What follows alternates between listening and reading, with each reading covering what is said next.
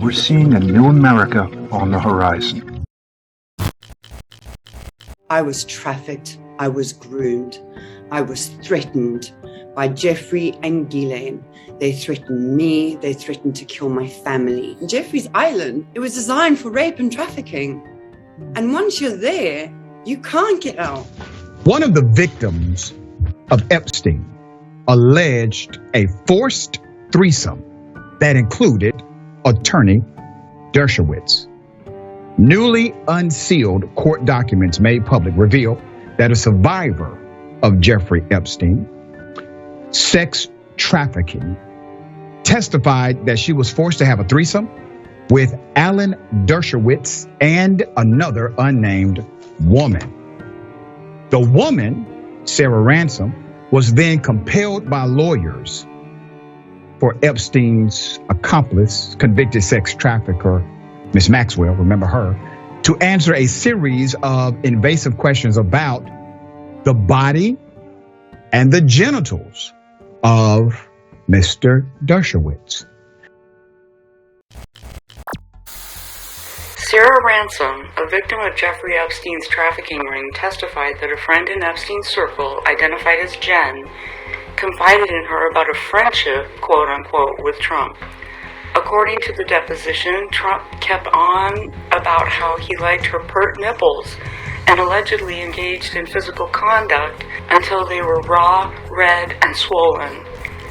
Trump has a nipple torture kink, which got out there, which the team was meeting in the Situation Room to figure out how to cover that up.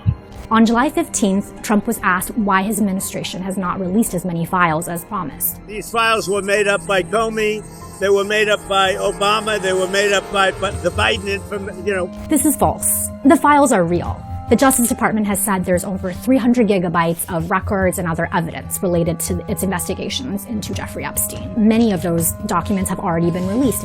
Secondly, those investigations did not occur under Comey, Biden, or Obama. The FBI first investigated Jeffrey Epstein in 2006 and reached a plea deal with him a year later. The president then was George W. Bush.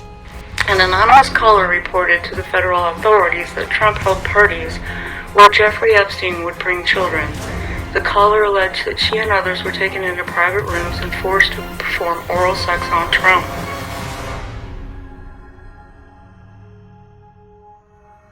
Sarah Ransome opens up about her experiences with sexual assault and surviving Jeffrey Epstein. The reason why I decided to write the book is because I feel that you're only as sick as your secrets. And for so many years, I've been silenced.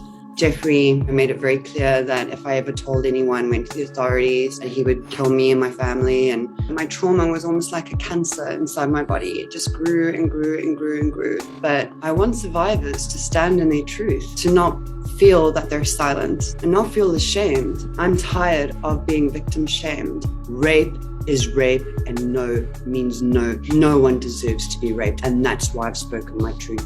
This was a really sophisticated sex trafficking ring. It was run by a woman, Ghislaine Maxwell. She was the enforcer, she was the chief orchestrator, but then there's these layers of women and recruiters, turning victims into predators. I had no one in New York, and I was a 22-year-old. I was a baby. I had just come from an abusive relationship, really abusive, and she befriended me. And that completely let my guard down. I had been told, Jeffrey was such a wonderful, kind man, that he really loves helping young, struggling, talented people. And then it was, let's go for a girls' weekend. Let's go to the island, and we're going to have so much fun. I just wanted to make a friend. There was never any question that this guy was gonna rape me for months on end. When you're approached by another woman, you don't expect that they're out there to be paid for you to be raped. From the very first time that I was tricked into going to the island, I had my phone taken away, my passport taken away. And very early on, Jeffrey made it very clear that if I went anywhere, I was gonna get hurt. And that was then again reinforced by Ghislaine. She was a mastermind at grooming. One of the things that she used to do was she forced me into Jeffrey's room where I was brutally raped. He made me watch video footage of him interacting with some of the most powerful, influential people in the world. And Ghislaine, as soon as she broke you, she would almost be mother-like and caring. And that was effectively done to build a trauma bond. So it was like this constant cycle. It's actually called intermittent reinforcement. It's such a sophisticated grooming technique. You must understand, you're stuck on an island. You've been raped 3 times a day. You're like a hungry dog that's starving for any compassion. What chance do you have?